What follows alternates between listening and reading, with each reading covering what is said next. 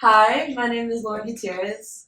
I'm Latanya King, and we are students in Political Science 186, Race Space in the city? Race Space in the City. Okay. Yes. And we today are joined with our fellow friends and classmates.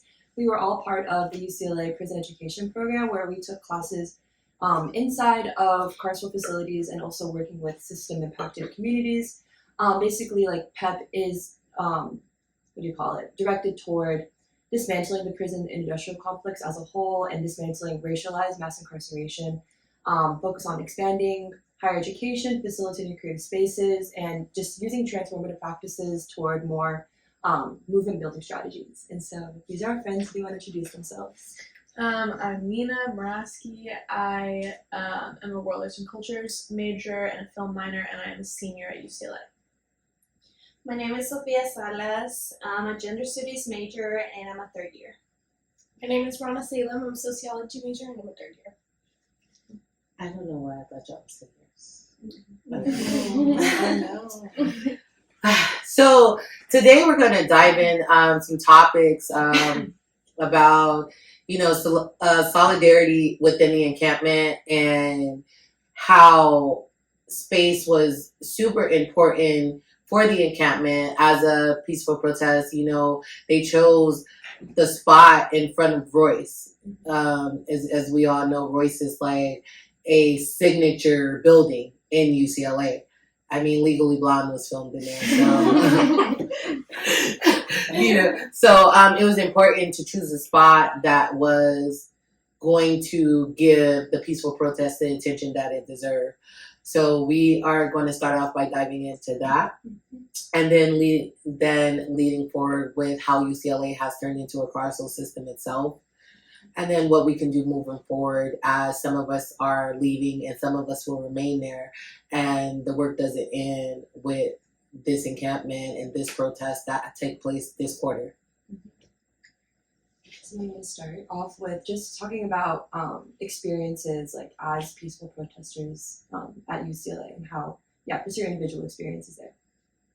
And that relationship with just civil disobedience, and we'll later tie that into, UCLA, like you said, as a carceral institution, and how land and space in itself is like directly connected to both settler colonialism and how that's really present at UCLA. But does anyone want to start with their experience at the encampment? Yeah. We can go. We can go. Okay, I can start. I think for me, it looked a little bit different. For me, it was a little bit more scary to know that I wasn't able to help the way that I wanted it just because of my parents' status and citizenship in this country. So it was hard not to be fully involved in the way that I wanted it, knowing that if I got arrested, that put on risk my parents' documents and the ability for me to ask them to be here. So that was really scary always. I tried to show up the best as I could, the best way that I could, taking food or taking different things, or just showing up during the day and posting and also starting conversation. So for me, that was my form of protesting, still taking care of myself and my family. But of course, it was hard to know that I felt like I wasn't able to be there the way that I wanted. What presence means, like, I don't know, present looks differently for all of us too. And I feel like you were present in like the way that you were able to, Definitely present. Yeah. But also, it also just tells you like how fucked up things are when you're trying to,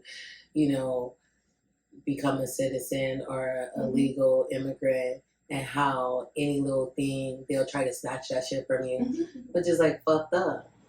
Like, so I can understand that, but I think for certain people, protesting and being able to express what you want, it looks different.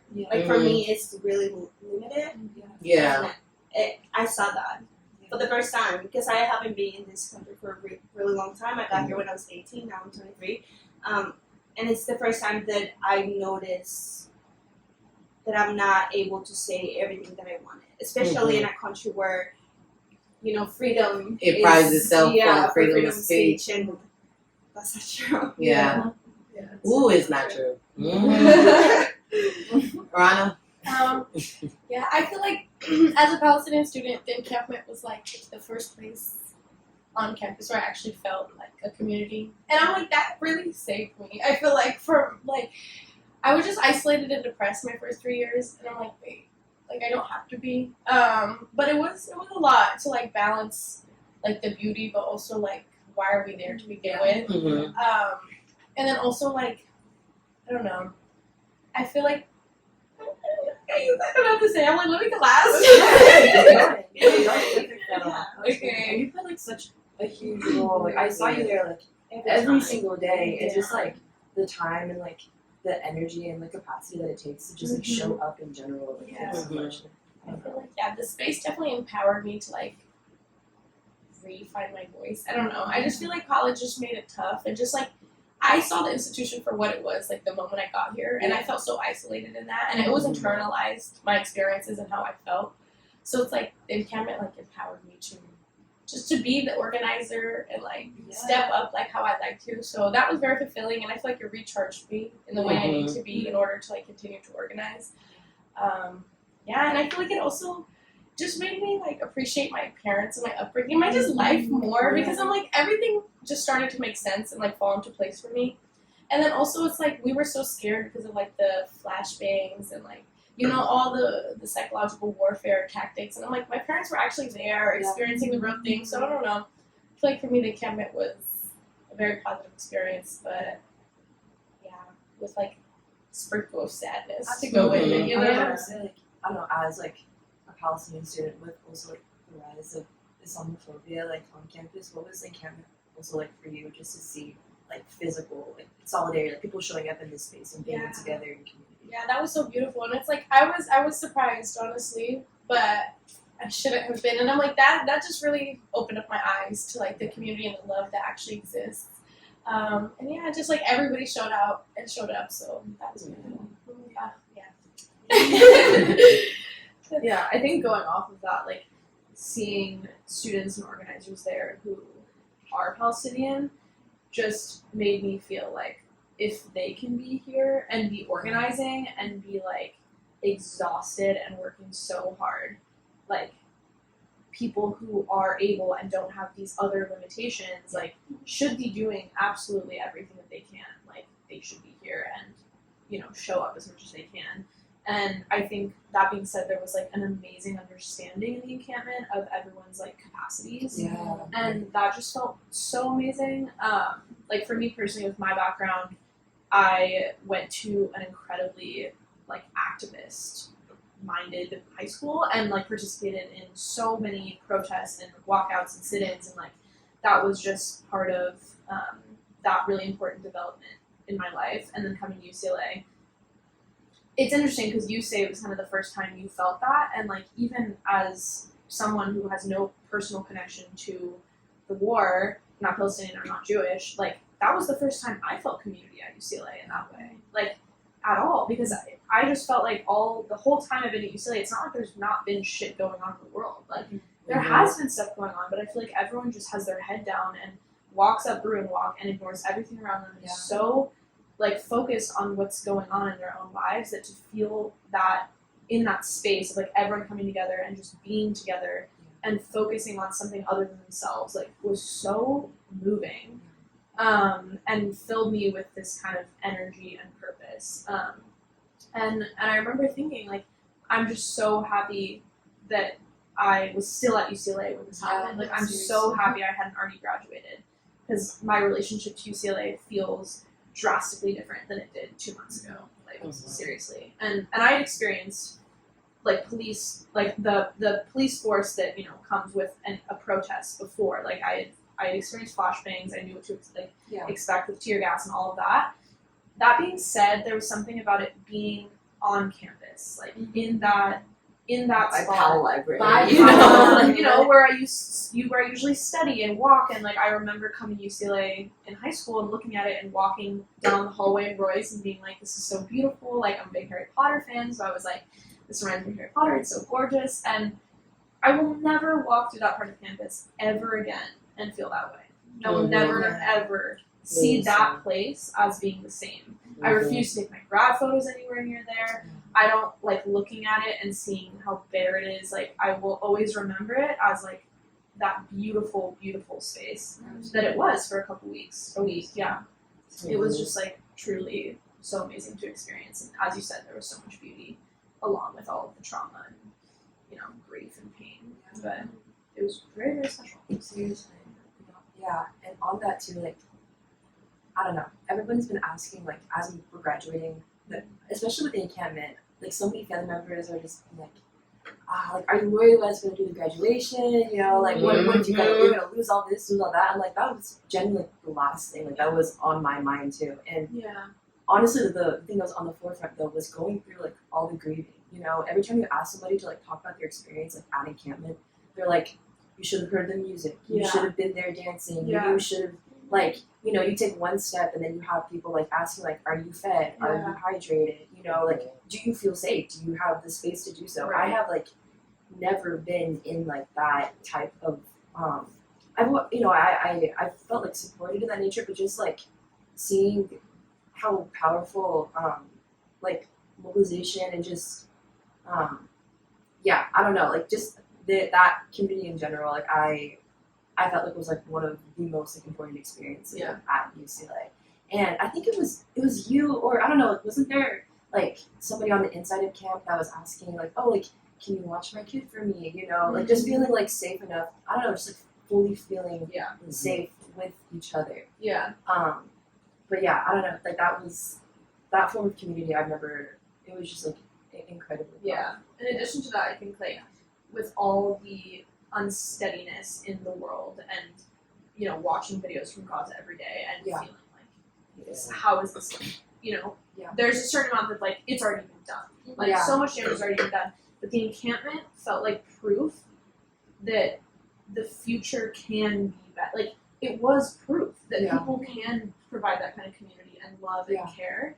And it's not actually impossible, which I think is something that people kind of say in response to college students who are, we are like a progressive age group. Yeah. And then they say you grow up and you realize what's realistic. But like that was real. Like everyone in the encampment getting fed, getting books, getting medical care that they usually can't get. And they're suddenly able to get it because everyone just comes together and decides to help each other out. Like it is possible, like a better future. And I think that was so hopeful. Like unity too, because I think one of the things that really bothered me is when I would turn on the news and they were like, oh, there's an anti-Semitic, and I'm like, first of all, I don't even know the definition of anti-Semitic. Every time you ask somebody, like that was like number one problem. But I think it really bothered me that they would say those things, and I'd be like, dude, do you know that it's Jewish students inside the encampment that are there? I said, this is about like one thing that people needed to understand was about a ceasefire and ending genocide, because that is what was happening in Israel. And then I think for me, like I couldn't be at the encampment like that because of course I have a 4-year-old. But I would go there, and I remember being there, especially on the day that they were doing a walkout and the whole situation happened. But I remember getting a phone call from somebody in my family saying, did I just see you on the news? And literally, like this exact words, did I just see you on the news involving yourself in white people problems? And I was like, no. You saw me on the news being attacked by some white nationalists. That's what you saw, number one. But number two, and especially for Black people, we are an oppressed group. Always have been in this country. So, and have been subject to a different form of genocide as opposed to what is happening right now in Gaza, right? And so for me, I'm like, no, we all need to stick together, because Black people especially should know how it feels to have your children killed in front of you, ripped out your arms, all those things that are happening in Gaza. And so for me, I'm like, no, like this is not okay. Like if you ask me, I'm like, dude, Israel's committing war crimes. Yeah. Like that's the bottom line. Yes. Yeah. That's it. Easy. They're committing war crimes. Yeah. What they're doing is against everything that within war politics or whatever. And so I'm like, you have to stand for something or you fall for anything, right? And there is not going to be they're not gonna stop, or there isn't gonna be like any different thought process if we don't come together like as humankind. It doesn't matter what race, gender, nothing. Like we just have to come together. And I'm like, this is like, it's the absurdity of the university for me was what really kind of just like it really pissed me off, I'm not gonna lie. Yeah. And then I don't know about you guys, but I was able to join the town hall that Gene Block did. Oh, it had me livid. It had me livid in the sense of he sat there and he said out of his mouth, we let the encampment stay up because the students were doing a peaceful protest. They were not interrupting day-to-day operations. It was no violence. It was those outsiders who are not students, who didn't belong on our campus in the first place, that came and incited the violence. And so for me, I'm like, clearly, because hello, I was attacked and had dog sick on me. Yeah. And everybody that knows me knows I do not like, I'm so afraid of dogs in general.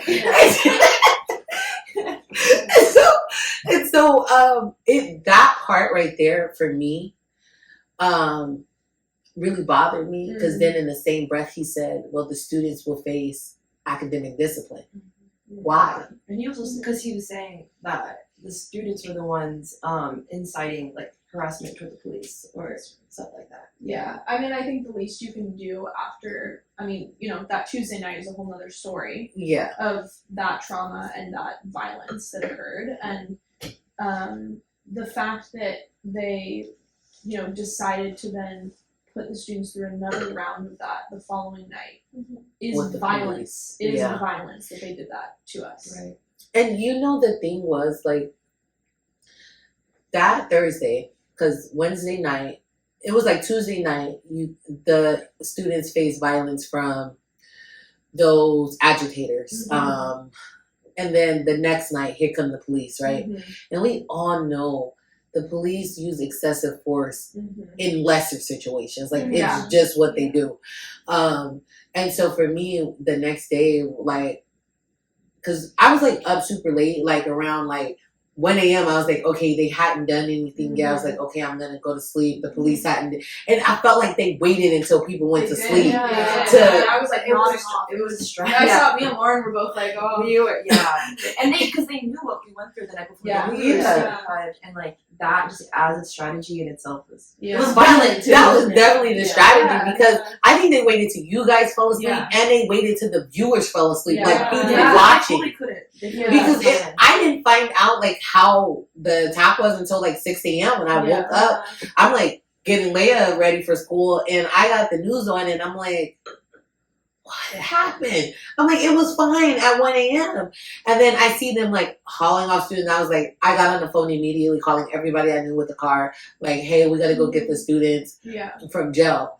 And that right there, when I went to the jail to pick students up, and like, I even picked up a professor who got her shoulder dislocated within the arrest.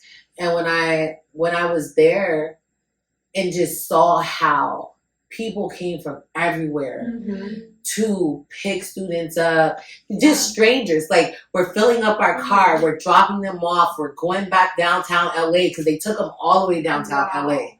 That was the other part. Like, they were trying to make it difficult. But the other thing was like this protest and this encampment, and when I say it wasn't just unity inside the encampment, it was also like the aftermath, because all those attorneys that came pro bono, volunteering, the therapists, the other organizations that were all there. And it was so crazy. Like, they were like, hey, can you bring hot food? So people were coming with food Yeah. to feed people. So much Yeah. food. I mean, So- the- But I was like, you know what? But I think just the beauty in Yeah. seeing people come together like that from all walks of everywhere, and just also like the ability, the organizers, they were really great. Like the way they, okay, legal is here. yeah. This is here. If you're a driver, you're here. Here's food here. So when people were released, and I think one of the most saddest moments for me was this student who we gave a ride back to. The police had beat him so bad and ripped all his clothes off and took his shoes. Oh my God. And we couldn't get our cars. They were like just being difficult because they blocked off the street where they were for like blocks. Like you would have to walk like 1.5 miles to 2 miles to actually get over there to say, hey, I can take people. And this young man, he is walking this long walk downtown LA Oh my God. out of all streets with no shoes on and his clothes like ripped off.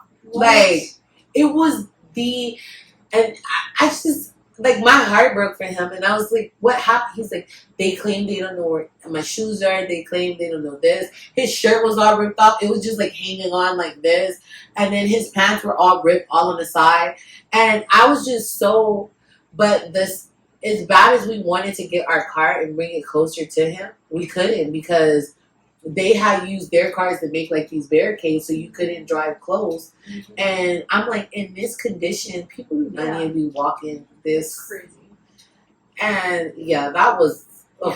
A little transition Yeah. to what you were saying, especially like connecting like Lauryn and Kevin like with Black struggle too, and like Mhm. how like even Angela Davis says, you know, like Palestine like is like the litmus test, and seeing everybody show up, like the solidarity from like everyone, especially the day of the sweep, like how powerful it was for and the people in the front to like what like the police could not get in because of how many people were coming in. And I think like one of the biggest threats and one of the biggest like one of the most like I don't know harmful strategies was for them like to try to physically separate us. You know, like that was the only thing that they had against us was to physically separate us because like they knew that it was so threatening for us just to be together. And they were giving out false information too. You know, they told us that they had took all the women to Linwood, and people drove all the way to Linwood Jail, the women's facility, and they had no people there. I swear. Yes. So speaking on the police, we wanted to transition to like our discussion around UCLA as a carceral institution, and obviously we've seen like a rise in just like police presence, and we've witnessed and been a part of, or just been subjugated to like violence on campus, and so yeah, everyone wants to talk about their experiences with that. And Okay, I'm gonna tell y'all this. These police now, Officer M is fine, so he can. Oh no, he does not. No, he does not. I'm just kidding, but I will say this. Right now, I definitely feel like on campus, especially because I still have, because I work on campus in student affairs, and when everything was closed, they still made anything a part of student affairs remain open. Yeah. And I felt like that was super, that made anybody working in student affairs very vulnerable to aggression from the police, because everything is closed, nobody's on campus, and then you're walking around campus and they walking around with their chest poked out, the armed guards and all of that stuff. And it really bothered me that they're like, oh, can I see your ID? Yeah. And I'm like, bro, I don't even be using that Bruin ID. Like, I just don't. But then to also be like, oh, can you open your bag? No, I cannot. Am I under arrest? No. No. Well, then get on. Like, no, I cannot open my bag. Like, and I work in the BRC, and the thing that really bothers me is that we have a program called Underground Scholars in there. And the individuals are either formerly incarcerated or system impacted. Some of our students are actively still on parole. Cannot have any interaction with the police. No. And then you turn around and have us on campus like this is goddamn New York with stop and frisk. And these people who have already been incarcerated and are now here trying to change their lives, and they're afraid to come on campus because they don't want to be arrested, especially because they're on parole. Yeah. I'm like, Yeah. oh no. I mean, also just like in terms of the police being on campus, it's crazy because even the administration saw. I mean, it's completely undeniable. The night that students were being absolutely violently attacked, they stood there, and I saw it with my own eyes, laughing like, at us. Laughing at us. I literally like saw them while I'm like on the ground trying to pour saline in people's eyes, and people's heads are bleeding. And we talk about the medics, how amazing the medics were. Oh yeah. Amazing. But I mean, I did like a 10-minute medic training, and suddenly I was on the medic team, and I was like, I should not be doing this. But just in terms of like, they were not actually there to protect students. Oh no. And at the same time, UCLA likes to call itself diverse. They definitely aim to be diverse. They call themselves a Hispanic serving institution, and you're calling, hundreds of cops onto a campus. They call themselves that. They're so full of shit. I know. Yeah. But then they call hundreds of cops on the campus. Yes. Where there's students of color, students who are undocumented. Yes. I had my friend who was walking off. I mean, it sounds like they targeted you, but I had my friend who was trying to leave at probably 4 a.m. the night of the cop raid. And I think I told you this. But she was trying to leave, and he got too close to one of the buses, and he's black. And these cops come over to him, they start yelling at him. They're like, "You need to, like, why are you so close to the bus?" Like, and they hold up their rubber bullet guns, which, by the way, look Which so is- much like guns. No, and those bullets are not even rubber. Yeah, They that shit are hurts. metal bullets She wrapped got in rubber. That's why they call them metal. I know. We're not bringing up I need to stop. No, it's like, No. look, I got shot in the leg. We need to stop.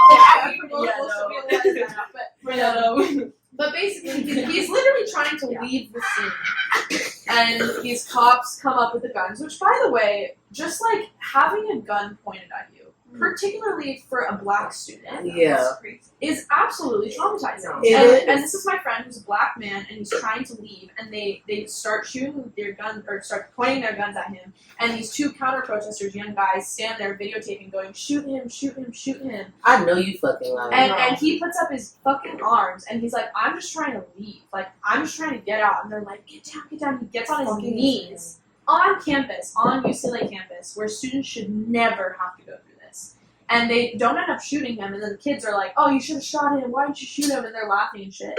And he was just But trying they're not to leave. saying nothing to them. Exactly. That's the problem. And just like when that stuff happened with us, when Suzanne Sepulveda stood there and watched the goddamn armed security come talking about, gonna tell us. Now, mind you, we were not even in the encampment. We were like trying to leave. I was about to go get Leia from school.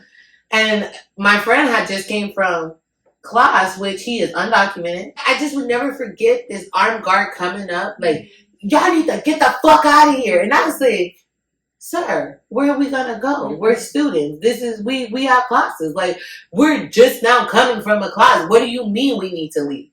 These people are not even students or anything. No. Like, why are you coming over here telling me and him, a black woman and Yeah. a brown student, to leave the campus that we paid thousands of dollars here for this education to get off the campus? And I Like, think- make it make yeah. sense. And I think it's so funny because also the misinformation that's being used against the camp, like, "Oh, you guys aren't letting Jewish students like in to go to their classes," even though it has nothing to do with anti-Semitism at all. Yeah. While we literally do not feel safe on our campus, like we do not feel safe going to classes.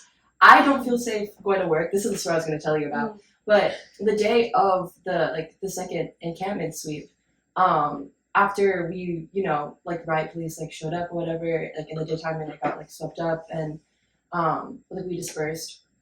I had to clock into work even though that I work for the ASUCLA. Well, I did, but the ASUCLA. Wait, you don't work there no more? No, well, I turned my 2 weeks in. I was required to go to the textbook store even though the building was closed and the store was closed in general. And Ackerman is connected to Kirkhoff, which is where second encampment was. And so I was leaving encampment, or I was leaving Murphy when we went there after being dispersed by the police. And after also CSC officers were like shoving their bikes into us, even though they're not allowed to touch us. Like only like LAPD can technically like I don't know do that or use like that force, but like CSC doesn't have like shit over us, and like they like also when we were in a line and like you know literally chanting like peaceful protests, like we are students, who do you protect? CSC as well as like other LAPD like riot police were lined up, and this one officer in front of me, LAPD came and he was like, oh, like, do you want me to take over for you? Because technically he was like campus security, like he can't like do shit. And he literally said it in front of us. He's like, no, it's okay. Like we like doing this. Like literally, I like doing this. And like smiling and laughing. And the other people around him were laughing, while us students were literally like on the verge of tears, being like, who do you fucking protect? You know? Anyway, and so after that, had to clock into work. And we were told to go in through like the back employee entrance. So when I had to tell them like, hey, I'm a student worker here, I'm clocking in. So I was led in by another student. I went in through the back, put in my access code to get me in the textbook store, and I was in there for like about 3 minutes, and I was talking to another manager just about whatever. And then the store security like comes in through the back, and I immediately hear, she can't be in here. Like, you can't be in here. And then I come out, and then she's like, you can't be in here. And I go, I'm a student worker. I'm in my polo. Oh, sorry. Context. I'm wearing my keffiyeh around my shoulders. And so she was like, you can't be in here. And I said, I'm a student worker. I'm just clocking in on my shift. And she goes, you're one of them. And like points to my keffiyeh. And she says, no, she says, you're one of them. And she goes like, I'm not allowed. You're like, I was told that you're not allowed to be in here. And I go, again, I've been working here for 4 years, and I am a worker, and I'm trying to clock in. And I'm like, I don't know what you're trying to ask of me right now. And she says, basically, like, with the keffiyeh, she's like, I don't know what you're going to do in here. Like, I don't know if you're going to breach the doors, which, like, I was already in, like, the store. I was wearing my polo and everything. And so I was asking her, I'm like, what, like, I don't know, like, I have no intention of doing anything. I also kept making very clear, I don't want to be here right now. The store is closed. I just, like, also was re-traumatized again by being out there and again physically separated from like my community. And she was basically saying like you can't wear like that scarf around you because like again like I don't know what you're going to do in here, and like it could be a threat to like other student workers here, it could be a threat to anybody else in the office. And I said, I have like no, and like I can wear this. Basically I was like, I don't have to take this off, it's not against university policy. And you know what she said to me? She literally said, are you Muslim? She asked me, are you Muslim? And I go, I'm not Muslim. I wear this for cultural solidarity, and I am allowed to do so. And she was basically saying, like, well, it could be offensive, like, to other people here. Yeah, no, it was fucking insane. And so I already know who she is. Like, I had to meet with HR. This other manager was, like, standing there, like, horrified. And I was like, I'm not taking this off right now. And also, and, like, I've been wearing keffiyeh, too, to the store for, like, weeks now, and it has never been a problem. It is not against any university policy because, like, I checked policy because I wore like a Free Palestine like hat, and they told me you can't wear anything written or anything with pins. But there's nothing against wearing like a scarf or something like in cultural solidarity. Wait, Lauryn, who was saying this? The security? It was Felicia. Yeah, she's like the thing is they're the main loss prevention security officers in Ackerman. And so what happened was they saw me from the security cam coming in through the back because she didn't follow me because I came through the back entrance. So she had to have seen me through like the cam, saw the keffiyeh, and then came in the back. And not even asked me like, oh, who are you? Are you a student here? What are you doing? It was like you can't be in here. And so at the point I was like just like shocked and like, cause I've never been singled out like that before. And I don't know. Did she work for CSC or does she work for the university? She works for the university, but she works at Ackerman. And she also has a history of saying really weird things too. She needs to have a history of losing her job. No, she's not. Yeah, I do want to touch on them. Do you know Felicia? No. Oh, yeah. No, but the same thing. Sorry. Bye, Felicia. Yeah. But yeah, also the day of the second encampment, I was in front of and we saw like all the police, and we didn't know what was gonna go down because we already heard that the second encampment was, there was orders to be dispersed. So I was in front of and we saw like all these police. We didn't know what was going on, and I was there in front, and I was like, okay, I'm ready. Like if I get arrested, like I'm gonna get arrested. And even though in the back of my head I had like my parents. Yeah. And got this. But yeah, so we were in front, and I didn't know what was going on. And I was like shaking, and I didn't know what was their plan because everybody was there, and again they had like their bullets and they had like their guns, and there were like so many of them in lines coming to us. But suddenly they got into their cars and they left. Yeah. And it was so confusing. So I didn't know what was going on, and No. For no reason, basically. Yeah, they're just. yeah. I cannot believe that happened to Yeah, you before. yeah. It's just like for me, like especially just like the heavy presence, and especially like people. I remember when the day when they were in parking structure too, and I remember calling my friend like 100 times, right? Because she's a nursing student and she's doing her clinical hours now, and she's doing them at the hospital. And when you work in a hospital, you park in parking structure too, and you walk. And because they had just like arrested all those students, I'm like calling her like frantic, right? Just to make sure she's okay. And she was like, they had canceled her shift. Because I know she works like weird hours. Like she goes in the early morning, or sometimes like she gets off in the wee hours. And she's like, they canceled my shift. She was like, but can you imagine if they wouldn't have canceled my shift? Like they would have tried to arrest me too, just from parking and trying to walk to the hospital to do my shift. And this is what I don't think the university takes into consideration when having this heavy police presence. The staff told me how last Friday she was trying to make it to the bus, the pet bus, so she can head out, and the security refused to let her go through. And I'm just like, this is like, at this point, it's becoming like an abuse of power. Yeah, 100%. And they're just like, they're feeling like, okay, now we can do what we want because the university's not saying anything. And they're just like overdoing it. But I do want to touch back on something Lauryn said. She said something about how they were saying, oh, they're blocking Jewish students from going to class. They're referencing that one video. The problem I have with that, right, is that right there in front of Royce, that is the significant spot. The university do events right there all the time, and they make us walk around. Yeah.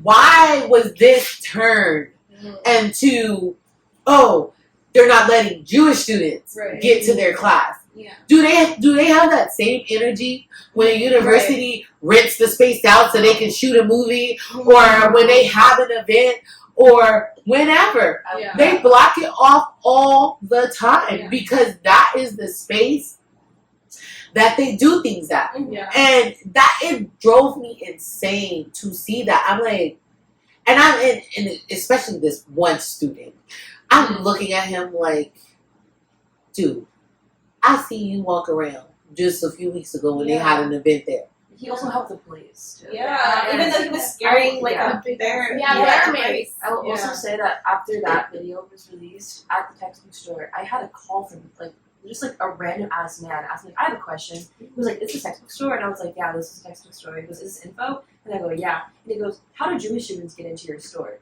And I'm like, excuse me? And I'm like, there is no, and because he was referencing the video, and he was like, I want to know like how like Jewish students are like getting access to classes, getting access to your stores. He probably a reporter. No, and then he called me a terrorist over the phone. He's like, oh, are you a my student God. there? Like, because I didn't reveal anything about me, and he was like, are you a student there? Because I was really offended that that's not the reality of what's happening here, and like that was a really huge like I don't know, misinformative like piece. It's definitely like for me, one thing about the media, and it's so crazy. Like I took this poli-sci class last quarter about media, and the media is gonna do and say whatever it is to bring them viewers. Yeah. They don't care if it's the truth.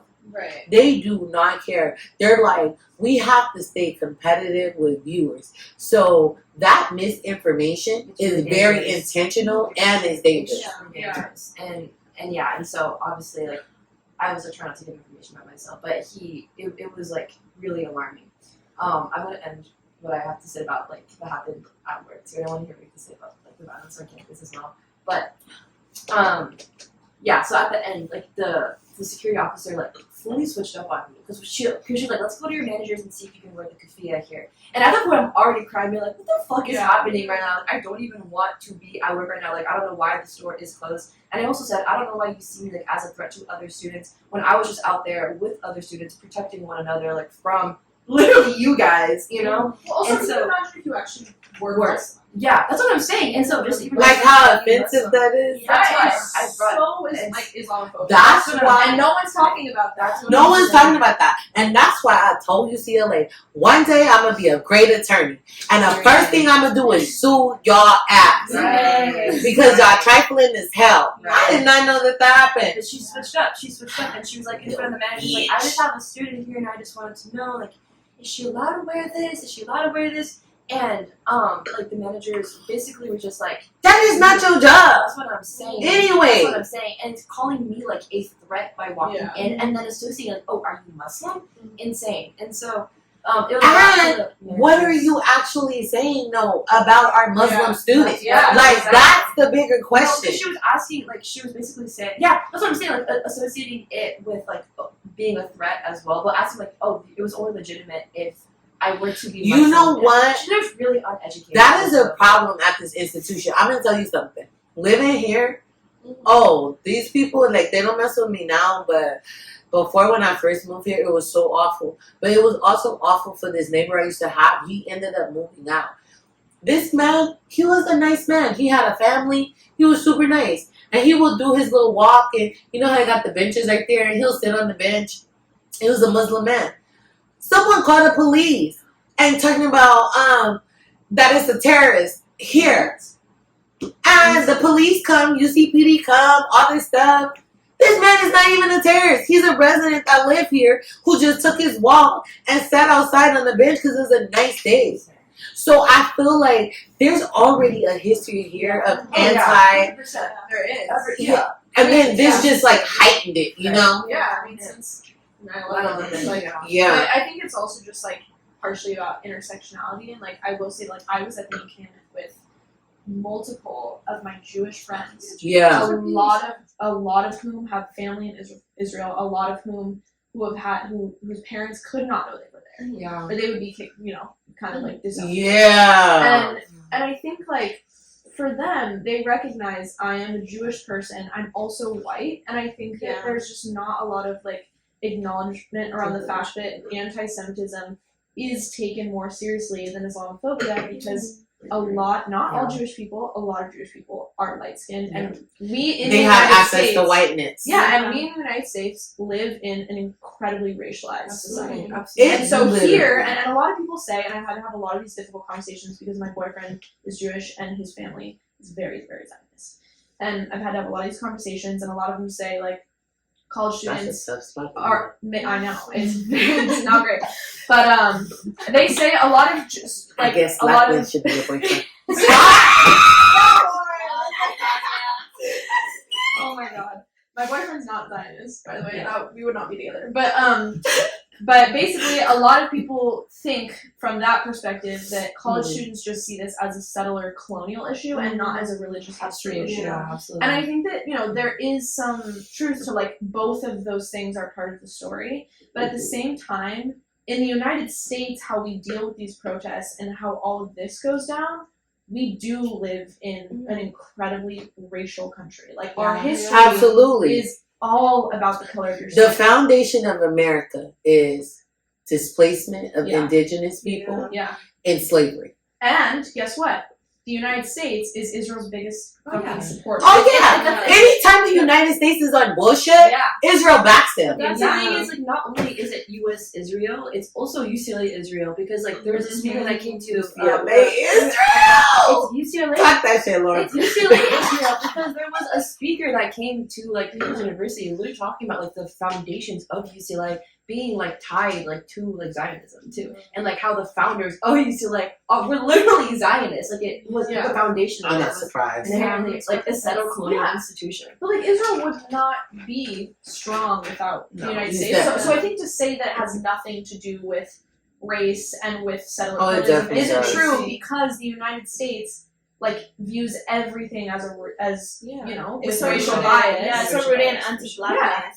It's so rooted to anti-blackness all that the when way. they see Palestinian kids dying, they To don't brown think people, of that as being a full human life in the same way that a They white don't. kid. Yeah. And especially after 9/11. So you Yeah. take the history of this country, Yeah. you mix it with the events of 9/11, Exactly. and then you get this hot ass mess we got Yeah. right now. Yeah, so you simply just can't say that it's not about race. You No. can't You say that it's cannot. only about religion because we live in 2024 and Yeah. everything is defined by religion. Especially because when you look and you see these white nationalists, these white supremacists coming to attack the students, nobody has nothing to say. Yeah. But then Please they're don't say like, it's not our problem. "Oh, this is anti-Semitic," and it's like, that's a big issue. But what y'all just witnessed, students being brutalized. I'm not kidding. I was so worried about you guys. I was calling everybody. We were going I'm like, are you guys okay? And I talked to Rada. She's like, we were brutalized, Latanya.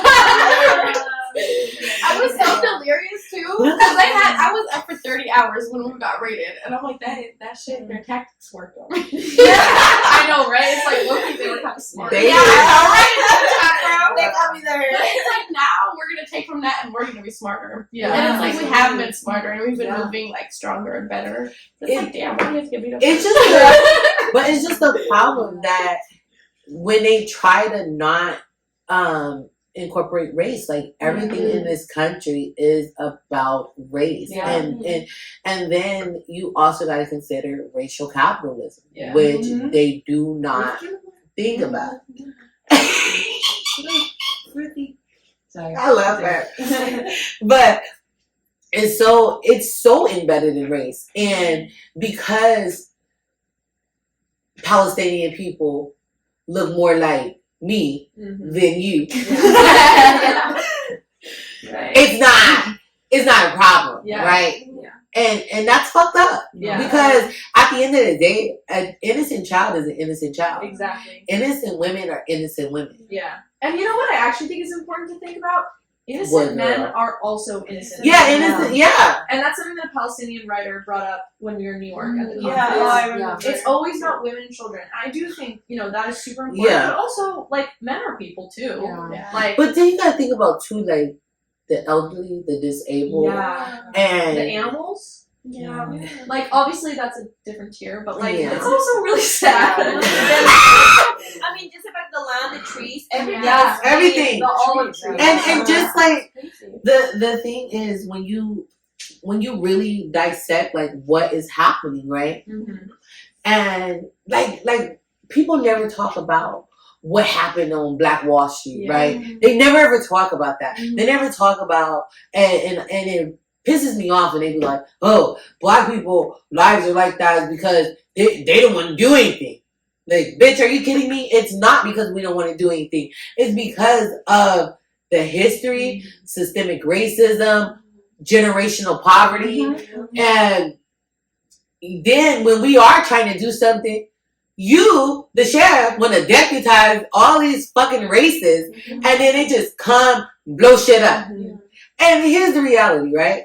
They don't want to talk about that. But anytime anything is done to somebody who has access to whiteness, it's a different story. Yeah. And I never knew about, like, literally as much as shit as I like to talk. I never knew about Black Wall Street until I'm watching this goddamn HBO show. It was this show on HBO with Regina King, and it was a blue man. I cannot think of the damn name of the show. But that show, it started off with this little boy who was present during that attack, right, on Black Wall Street. And I was like, wait a minute. I paused it. I said, this cannot be real. Like, this really happened? And I paused the show and I started doing research. And I said, how come they never talk about this? Like, this is insane. Yeah. What happened here? But that shit is okay. Yeah. And I think it also goes to anti-blackness and how there's so much lack of empathy for Black bodies, especially, and also like brown bodies. And yeah, it's something that's just not talked about. Reduced to a number. Yeah, too. but Yeah. But if a white student cannot go to class. Yeah. allegedly. Allegedly. You know, it's all over the news, but then you don't have a black mother crying Yeah. with their babies, No, and nobody feels anything. Right. It's crazy. Oh, anyway. Mm. We just talked a lot. I know. Ronnie, you gotta get in, girl. Yeah, you yeah. gotta You get gotta I just Well, it's interesting to hear your guys' perspectives, though. Yeah. So it's like I'm just. Well, what was your experience with that whole situation? With that Like, guy? The video, like, Okay, the reason that allegedly, Allegedly. the reason that I allegedly stepped in Yeah. is because first of all, he literally told his friend, "Come record this," and then he came yeah, up to us. it was posed. Yeah, Yeah. yeah, it was. Yeah, like it was planned. Yeah, he Yeah. told his homeboy literally, come record this, and then he came, and then he literally, it was only 2 girls standing there, and even in his fuck ass Fox interview, when they asked him, in anyway. yeah, Wasn't he in Congress too? Like the video. Yeah. he didn't lose. I mean, he didn't win with his Wait a minute. I was talking about the student that always wear pink. His name is Oh, you're talking Oh, you're talking about him. Oh! I had an interaction with him too. Yeah. I had multiple No. interactions with him too. I'll first talk about Eli and then I'll talk about Mr. Yeah. Pink Guy. But yeah, he staged a video, and the reason that I even felt the need allegedly to step in is because I've seen 2 girls that he came, he waited till it was hella aggressive. yeah, he literally waited until it was easy and just vulnerable people for him to come to. Mhm. And then I felt the need to step in because I'm these 2 girls are Absolutely. threatened right now. They're Yeah. probably not safe because I've seen him and I interacted with him all week. He's And he not was a the biggest. Yeah. Yeah, he was literally the biggest freaking antagonizer. And yeah, that shit was fake. After the video, he was just like, "Okay, you guys got that." So that one was fake. But Mr. Pink Guy, we tried to escort him out multiple times, and he was just being fucking weird. That's all I can say about it. As a That's Palestinian something that is critical. Dude, Yeah, they're so white fucking passing. colorist. Yeah. Bro, they're so colorist. They always try to Yeah. invalidate my Palestinianness. I don't literally the Palestinian people and the people that are not Palestinian will always be like, "Are you? What do you mix with? Are you sure?" That's been happening to me since I got to UCLA. Are you full Palestinian? Yes. So it's that's a rude ass thing to say. And it's Yeah. literally rooted in anti-blackness too. Yeah. It's yeah, I'm too dark for them, and it's yeah, it happens all the time. You too dark for them or too light for them. Yeah, it's what and- do you want me to do? And it's Yeah. oh, your Arabic's not good enough. You're not this, you're not that. It's I don't know. I do got But weren't you born here? Yeah, I was. That's So shut the fuck up. now that's not my fault. I didn't choose to be displaced. You know. Yeah. Yeah. People will try to invalidate my identity for so many different reasons that I never have control over. No. And it's Yeah. well, sorry, I'm not there right now. I would love to be. Yeah. And people always say, well, if it's such a big issue, go back. And it's that's the What? whole point. We would love to go back. We just can't. Yeah. People are just very. Also, But that's ignorance, It's fuck. so ignorant. Everybody though. Everybody. I also think that you can do everything in your power while you're here, but you are safe, and that is amazing. And I don't think that you need to necessarily give that up to make a difference. I don't think you need to go back and get fucking bombed. Yeah. What? The hell? I'm sorry, but the policies that all student protesters are going to be sent to Gaza. Have you seen that? What? Have you What? seen that? No. Even Trump and other Republicans are trying to pass policies all student protesters. Trump If Trump is can take elected, his bitch that they're ass going to be to sent jail. to Gaza. And obviously, that's not. First of all, don't even get me started on fucking Trump. Yeah. Well, I could barely get a 9 to 5. You got I know. getting charged. You can't even get a regular fucking job. Yeah. But being You can't go you for gonna go Florida. you gonna I was fucking. gonna say, if you have a conviction, it's so fucking hard to get any job. But you can run for president. Wait, sorry, can we please talk about there's no restrictions but only 3 requirements for president? You must be over 35. It's so And they only have 3, insane. We need a young female president. Yeah. It's 25. Don't worry, I'll run. Yes. Actually, But I saw this article, and that article pissed me off because it literally told a lie about us. They completely There was a lot of those. switched the story, and it made me so mad because I'm like, damn, they lying on me to my face. Yeah. And as I'm reading the report and then watching the clip, Yeah. I was like, I cannot believe these fucking people are lying like this. Instead of telling the truth about how the NBC security came trying to fight it, then I just couldn't believe it. Yeah, after I wrote down everything in extreme detail and I sent it to all my extended family members, and because I was just like, I don't have the time to call everyone and tell you what Yeah. happened, but I know you're getting misinformed. Uh-huh. And I want you to know what happened so that in conversations with your communities, you can tell people what actually went down. Yeah. It felt like the only thing I could do to like try and help. Look, my uncle gonna tell me, okay, he was like, oh, it's not the university's job. I said, what are you talking about? What have you been watching? Yeah. I was like, first of all, understand, when the students are being attacked, that's not other students. That is people that are just bringing their racist ass over. And guess what? Those fucking racist ass, like, white nationalists and white supremacists, they're not even pro-Jewish. Yeah. They're just... They were Nazis there. That's what I'm saying. Nazis there. You get what I'm saying? Proud Boys, all of that stuff, right? Proud Boys are like, hell no! And I'm like, what are you talking about? It is definitely their job. Yeah. Those people that... And he says, oh, I didn't know that.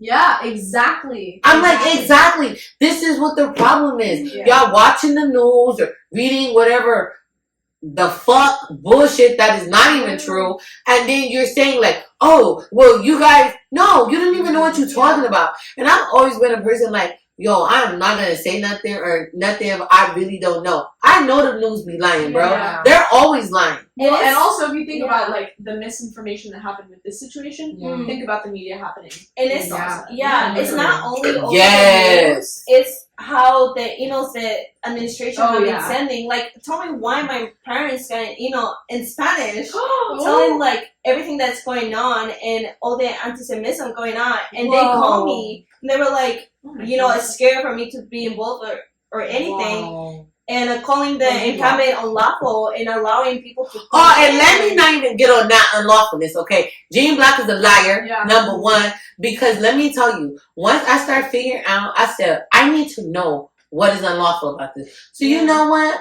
this future attorney did? I went and I got those university bylaws. Yeah, you did. And the moment that I started reading those bylaws about encampment and peaceful protest and it being... This is what it says clearly and concisely.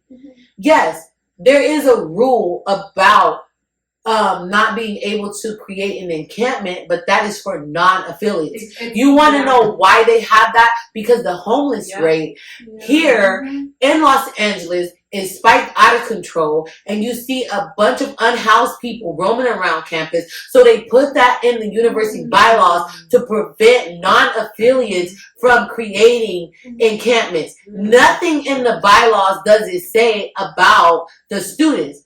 Also, it is not illegal to create encampments statewide. Okay, that's number two. Number three, when he says that, the protest, like student in the bylaws, it clearly says students are allowed to organize and peacefully protest and mobilize. But then here's the other part. It also says non-affiliates are not allowed to come on campus to be agitators, to counter protest. They're not allowed to come on campus to counter protest. That is the biggest problem, which is what they did, and he watched that happen. In addition, the screen that that they put up, which I will actually say is one of the most traumatizing parts of everything that happened. Yes! They were on repeat playing super loud videos from October 7th, which, by the way, is super traumatizing for the Jewish students inside the encampment. Which is like, why are a bunch of people on that side doing that to Jewish students when like they're saying it's everything's anti-Semitic? Like that's just super hypocritical. And their permit ran out about 2 days before they actually shut it down.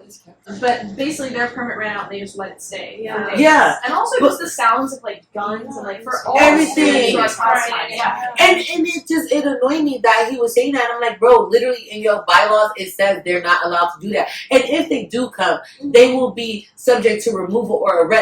Did you see any arrests? No. Did you see any removal? Because Suzanne Steplow stood her little nappy head ass there. I hate her hair.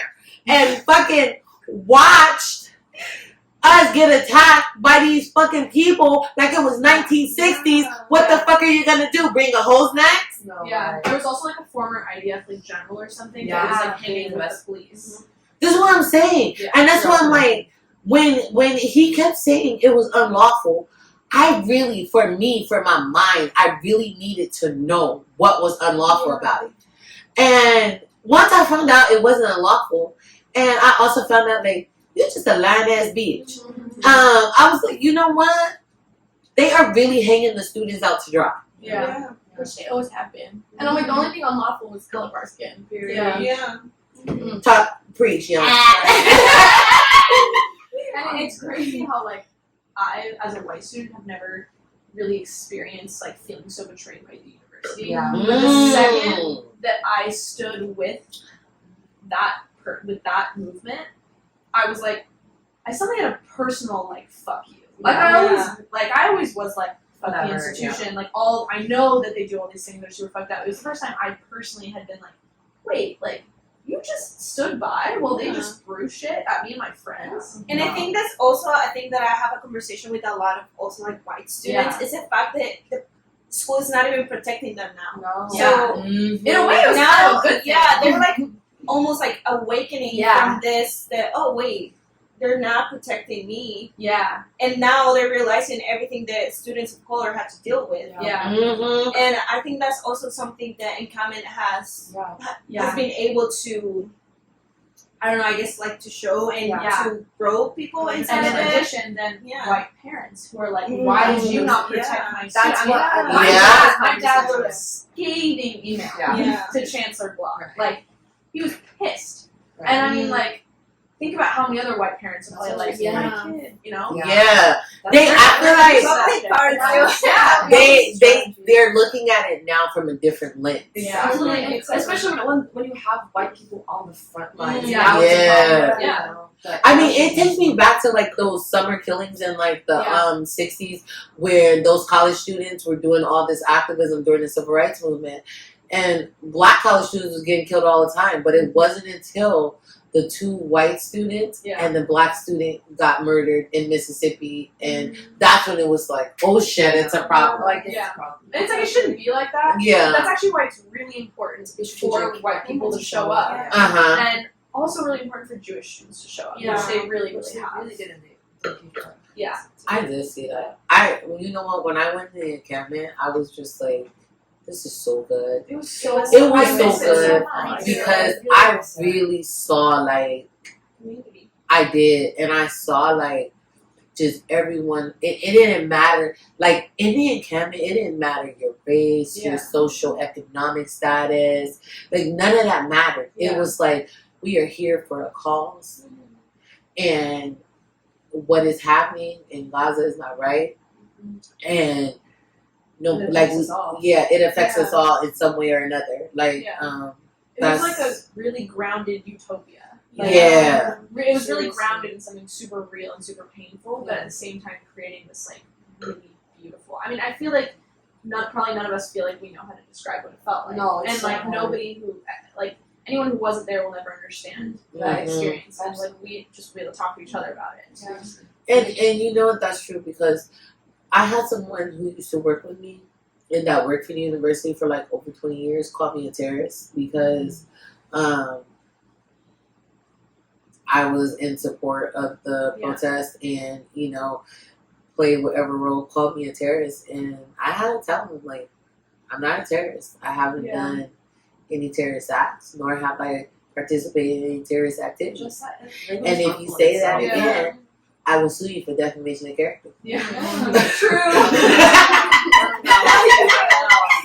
I'm not kidding. I'm like, dude, don't say that about me because that's not true. Yeah. And second, just because I'm in support of something doesn't make me a terrorist. But do you see how anti-Muslim it is? Like when just because I support something, now I'm a terrorist. Now you're because that's- anti-American. Yeah. And how we don't talk about Christianity, Catholicism, Yeah. and all the horrible things that They have do, done, yeah. and they still do.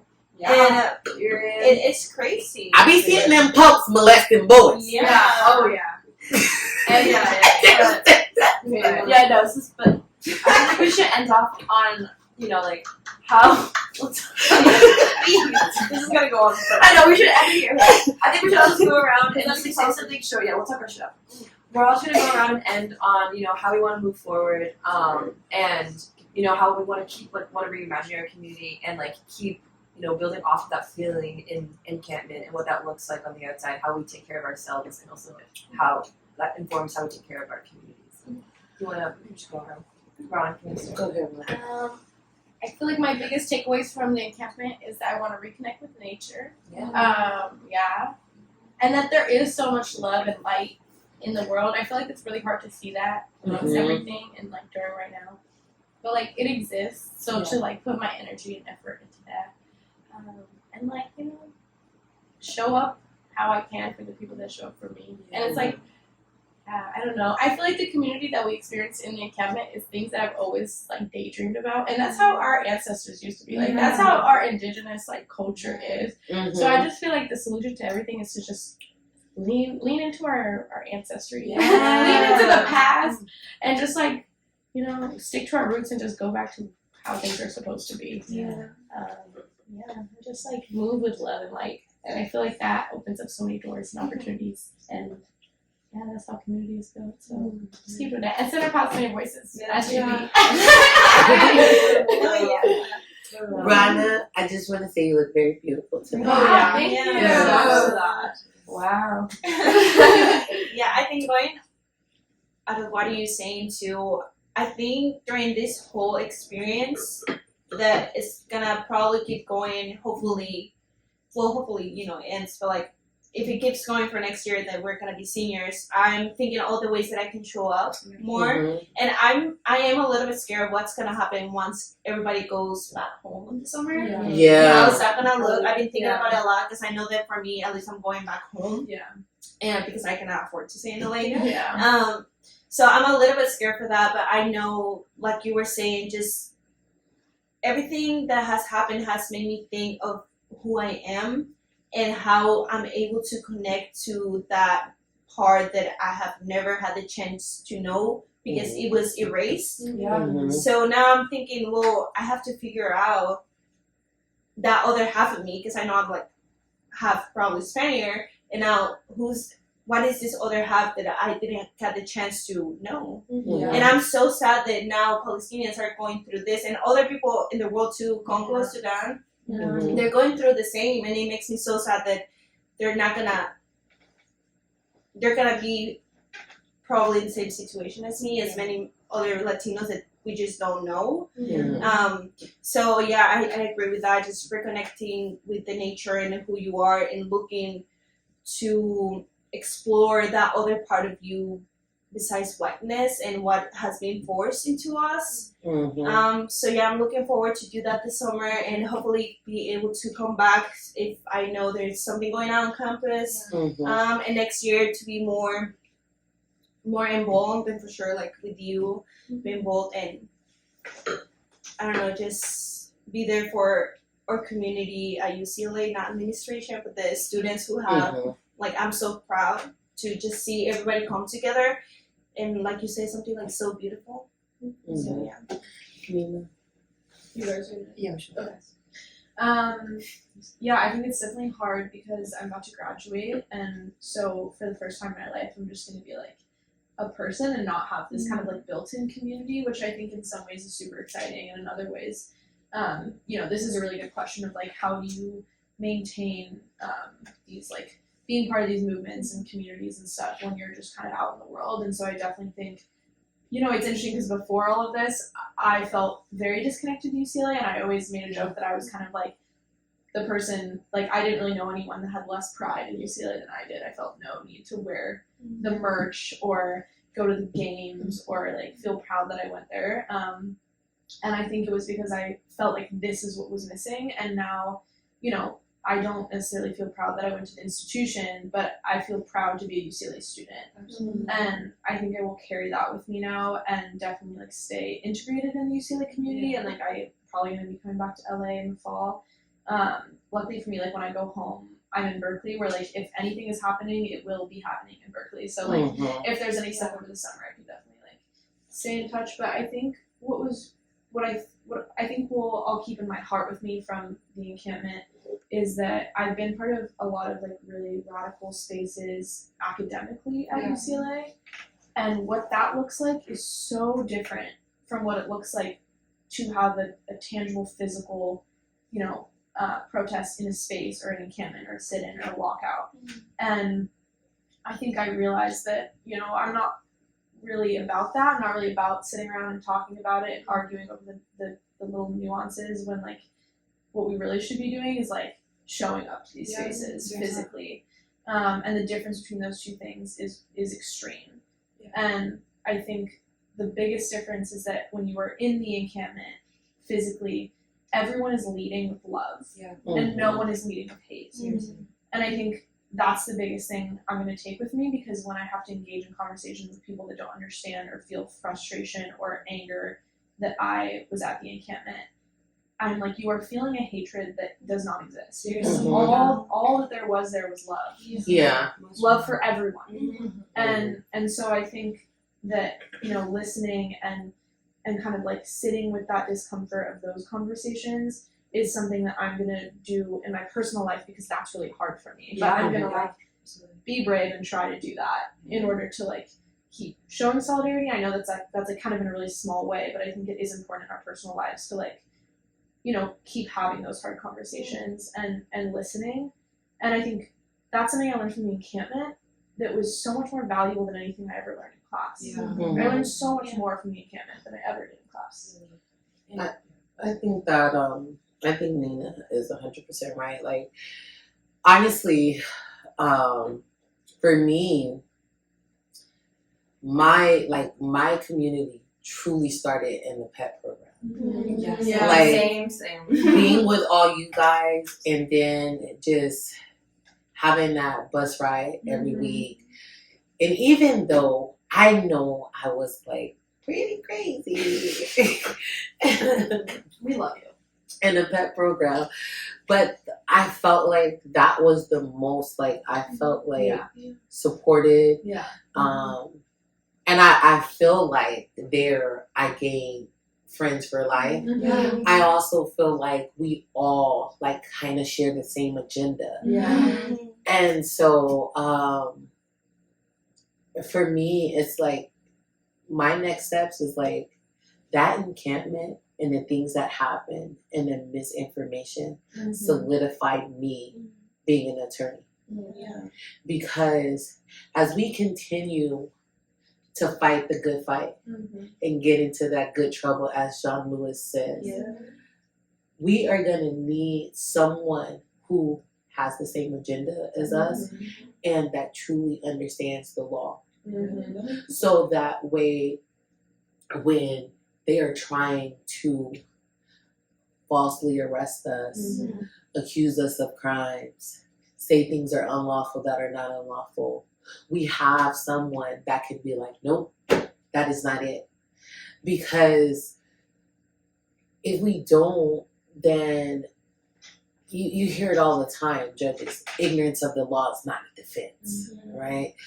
And it's not an easy thing to understand, like the way they write things up and just produce things is not. So for me, it's like to continue to do what I'm doing so that I can continue to support my friends, like, and incoming students, because the university has ultimately showed what they prioritize. And they have done this by, I mean, they have truly showed. And it is like, I can't be a part of anything like that. Like, I just cannot. Like, I cannot. And I know that in the future there's going to be more issues, because the reality is that the technology we have, we're able to see things in real time in the palm of our hands. So we're able to react faster. And so with that being said, there's going to be more things coming forward. And I want to be like one of those pro bono attorneys that show up at the jail like, hey, we got you. Don't worry. You know, and I just like an image of I did that. I just felt like that warmth of you that you always give to all of us. Like that, like, I want to say like mother feeling, and it's so beautiful. And it's like, no, because no student should have their record tainted, because they decided to support a cause. Yeah, You know, and 'cause- isn't that what they want us to do in the first Yeah. place? Use our Learn about education. That's what it, we yeah. learn. Yeah, no.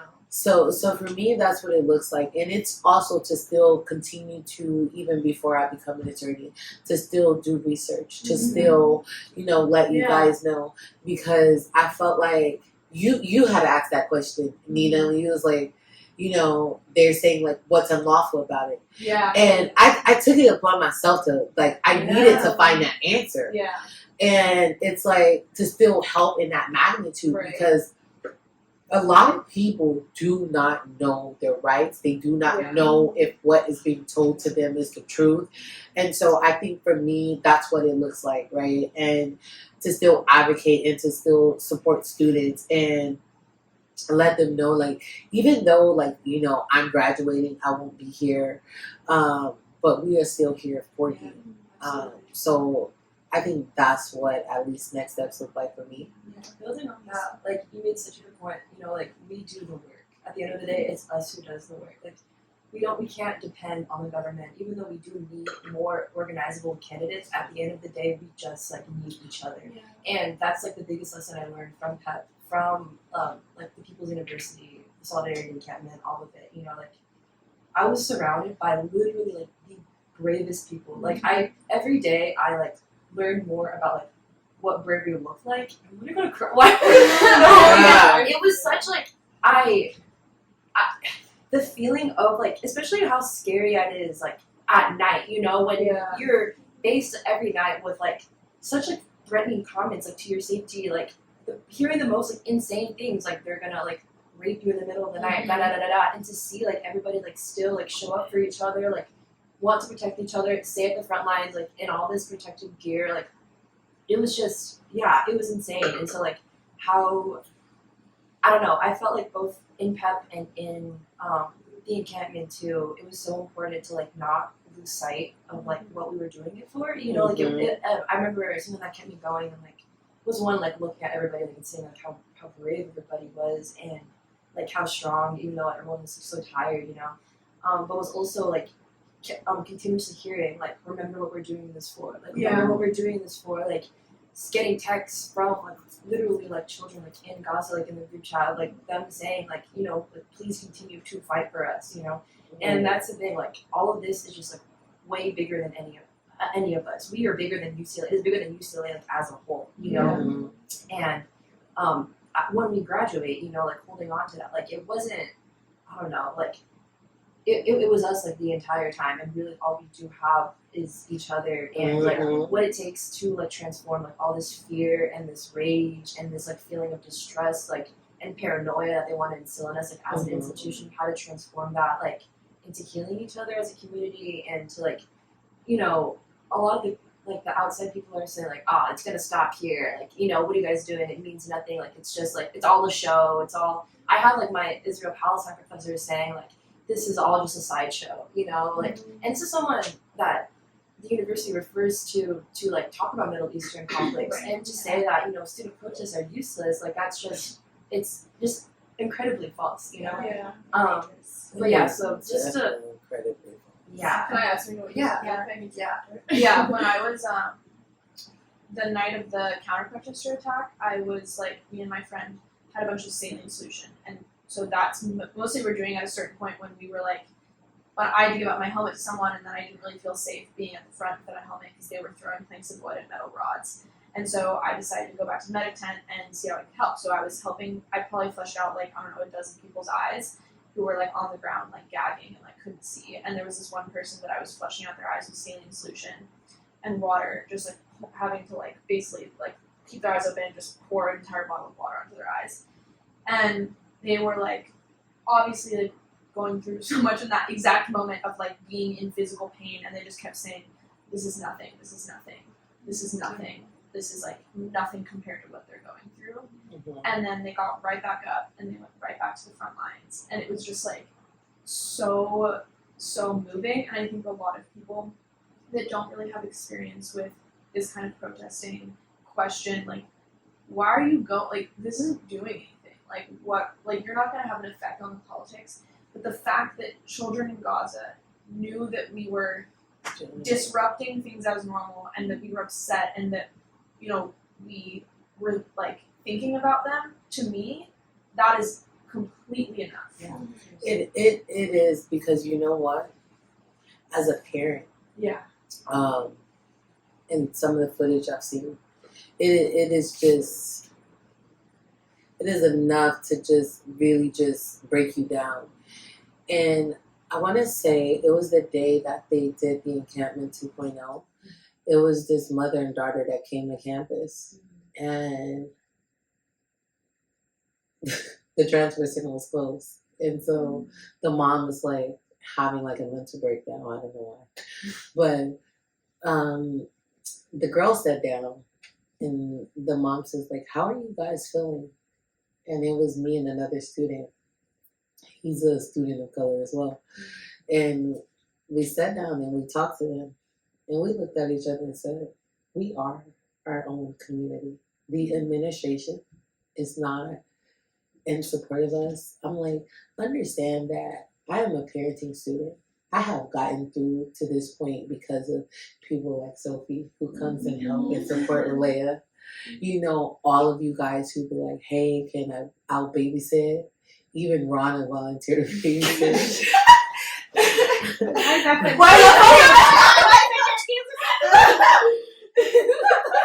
As an intention.